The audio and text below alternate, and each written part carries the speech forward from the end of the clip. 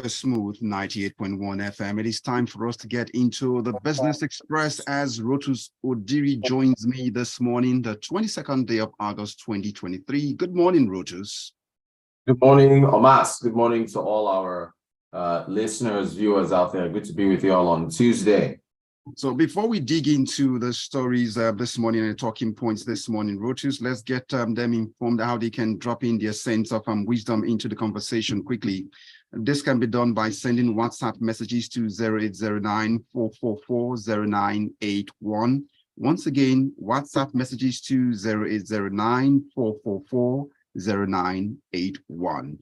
Rotus, JP Morgan has a new report out, and it seems like, let's say, Nigeria reform pause rather than fatigue. That's according to their research.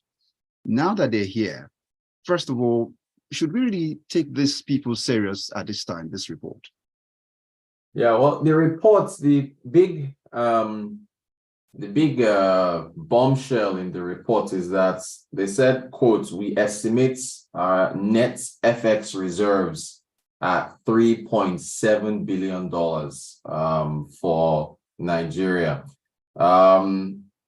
Well, that's their estimates. So the issue is it's so much smaller than what we saw in the financials from the CBN 2022 financials. When you back out the obligations that they have, the net FX reserves come down to about 18 billion, and we all have been thinking it's been 33 billion for so long.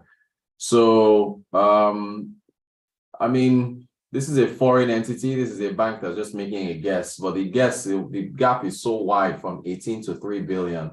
I'm a little bit cautious as to taking it at face value, but it does give one concern as far as that number is concerned, because that's what everybody has been since yesterday when they released their reports. It was on the 17th. It's just coming up. See, we just saw it now. But yeah, it's been giving everyone, sleepless nights since it came out. It seems everyone in this country, we're going to go grave. Everyone must be grey in this country because of the issues we have to contend with and rack our head over. But let's say this is true. What impact would it have in our rating and all of those perception about the country's climate for business? Yeah, so if it is true, then that is going to be incredibly alarming, because that means we only have about 1 month of import cover. Because remember, the CBN meets demand for imports for businesses that need to bring goods into the country, and pretty much everyone else that has a request for FX. So if you only have 3.7 billion, you're in big trouble. It also means that you are very limited in how you can defend the currency. So that almost means that there's practically no firepower to defend the currency at all. So it's a really disturbing number. It's enough to start hitting the red button for the alarms.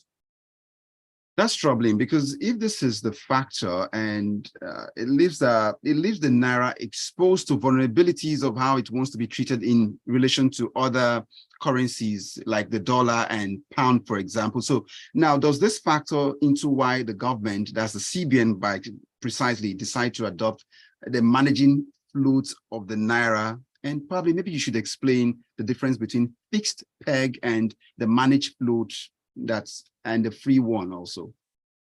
Yeah, so because a lot of people have been saying speculation is what's been driving the currency to where it is. But if it really is that you don't have any reserves, then that means when you look back on why airlines, while their funds are still trapped here and we're not able to pay them, why foreign portfolio investors that are in our capital markets that can't get their money out, why people who want to access FX for personal travel allowance or school fees, why they're still in line, all these things essentially come to light as to why we have such a low amount of dollar availability in the markets. In terms of the managed float, so a fixed peg is where you fix the exchange rate and say, no matter what, this is how we value the naira. So if you fix it at 800, the CBN says, no matter what, the value of the naira is 800 to the dollar. They have to continuously sell dollars into the markets to maintain that peg at 800 naira to the dollar. So that's a fixed peg. Now, if you need reserves to do it, that's why China has like 3 trillion in reserves. Japan, Saudi Arabia, these countries can do what they want with their currencies because they have enough firepower and reserves to keep selling dollars into the market to maintain the price that they want. A managed float is where you partially allow the currency to be determined, the price to be determined by demand and supply. So if only Omatseye and Rotus are in the markets, and it's only Omatseye and Rotus that are trading the currency, whatever a price, if the fixed peg was 800 and you and I feel the naira's value is really 1,000, then the CBN will allow us to determine the rates. And then if other people, Miriam, if Yinka, Bolu, Benga, Kamo, if other people start trading, all of us will just basically determine. Now, the CBN, if we push it up to maybe 1,000, 1,100, the CBN may just allow demand and supply. But if they say, no, this thing cannot go past 1,005, they might intervene in the market and sell dollars so that it doesn't go past 1,005. That's a managed float. You're allowing demand and supply to take effect, but you might jump in once in a while and sell dollars to a free float. You take your hands off completely. You say, let them determine whatever it is. If it goes to 1,500, if it comes back down to 600, if it jumps back up to 2,000, if it falls to 500, you completely allow the forces of demand and supply to determine the price of the currency against the dollar. You can still intervene once in a while, but pretty much you're allowing the markets to determine it. So at the end of the day, it is the amount of firepower that you have in your reserves to defend the currency that will pretty much dictate whether you adopt a fixed peg, a managed float, or a free float. So no, if JP Morgan is correct, it's only 3.7 billion, we are in some trouble. Now, if I want to run with this and make it stick, the explanation is this. It's akin to a parent, I'm going to say fixed float, a parent taking a child out to the park to play, but would not take the child their eyes off the baby playing at the park with the peers out there, right, just to monitor what's happening. Then by the time I get to the managed one, it means that, yes, you can play, but my eyes will be on you to break the fight if it happens. That I can run with that? Okay, so I see. So that's basically what it is. So now and then in free float, just let the child do whatever the child wants. The child is of age now. You can defend that. Yeah, that's what it is. Okay, right. I see. Thank you so much. I've got Benito here who's dropped by with a message, and he says, "Hi, Smooth FM Business Express on Nijeku, Nigeria, ECOWAS." Rotus, you haven't touched on this. I think we should just let this slide. That's not what we're looking at right now. But you've got this one that is related to what you're talking about. Good morning, guys. I thought JP Morgan was saying that the reported external reserve of the USD was 39 billion US dollar by the CBN, is 3.7 billion US dollar less than the actual balance we have. Kindly recheck the JP Morgan report. That's from Isiaka from Ebute Meta.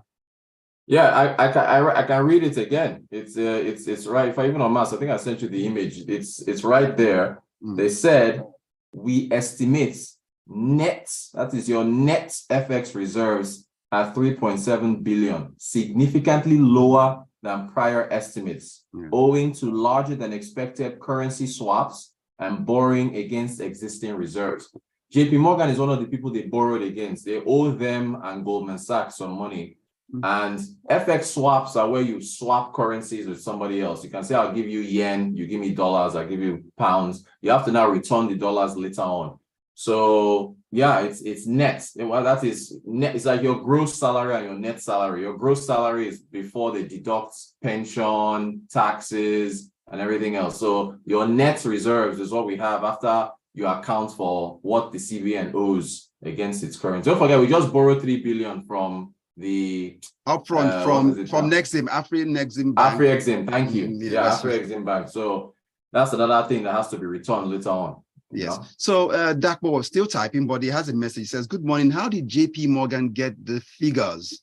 If you can do this for him in 30 seconds, then we'll get into the other issue. Yeah, no, so basically it's what everybody else is doing. We're just estimating because the figures that we have as at the end of 2022, which is we have about 18 billion. That is what the calculation from what is it now? From the end of 2020, from the financials. We are in August. Yes. So I think they're estimating we paid off a euro bond of about $500 million earlier this year. And then we've intervened in the market. So they're just making that estimate. Again, it's an estimate based on obligations that the CBN has. Okay, Dapo got it already. He sent in a message and he says, okay, net estimate. So he just got the message now. Thanks so much, Rotus. Let's get into this one because people will not be happy if they don't get Rotus' take on this matter before you go. So let's go straight into the ministers. Dele Alake yesterday I was speaking to a journalist and said he has something up his sleeve for the ministry. What could this be?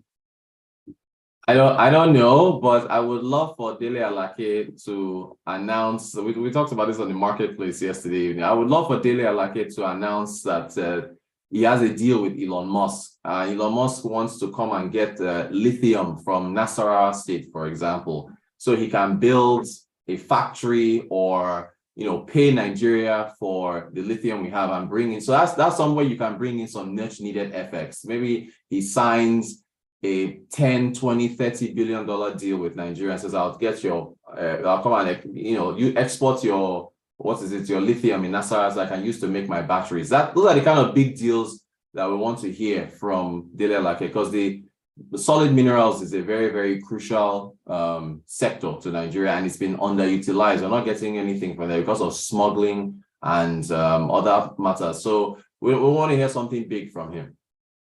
So just in case you still have just like a couple of 3 minutes to get in the messages to Rotus before we let him off this morning on 0809-444-0981 on Business Express. Finally, all of the ministers, 45, sworn in yesterday, but one man seemed to have caught the headlines and it seemed to have hit the ground running. He's talking tough already. They say this is Wike Pro Max 2.0 or maybe 2.3.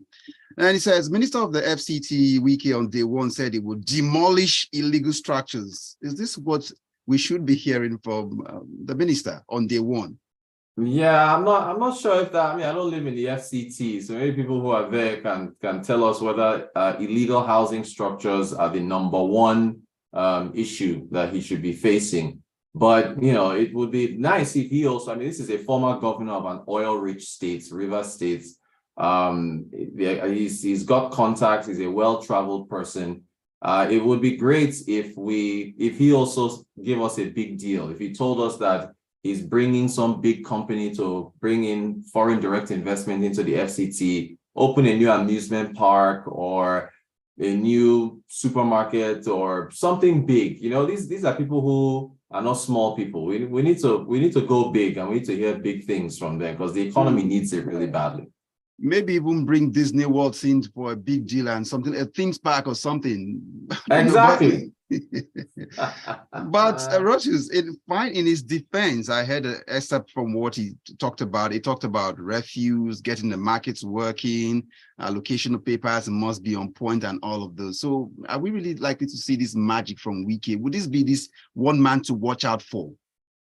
Well, yeah, I mean, he's got the pedigree, so it's essentially just running the FCT, just make it efficient, raise tax collection, make life easier for the businesses that are there. But he's bigger than that. I mean, almost any competent person should be able to do that. You are a governor of a very you need to do something. Shake your weights around. Let people know that you have arrived. Not about crashing illegal buildings. That's That's a small thing. Do something big. Let make headlines, global headlines, Oh, and bring something Rotus. big to the FCT. Rotus, our final message comes from Gilbert this morning. It says, good morning, all. Gilbert Musa from Festac. On getting lithium from Nasarawa State, we should put legal structures and carry out environmental impact assessment on the environment so we don't go the way of the Niger Delta. Rotus, someone comes in, Babatunde Alao comes in, Rotus Dele Alake should go and study the ministry and should know the insecurity should be tackled within the northern corridors before going deep into mining. Final message. Good points. Good points there. Good points. I agree. Rotus, thank you so much for your time this morning. Hope to talk to you tomorrow again. Have a great day. Thanks, Thomas. You too. Thanks to everybody that sent messages. You guys take care. And that's the Sides of Business Express this morning. My name is Omatseye Atsenuwa. Good morning.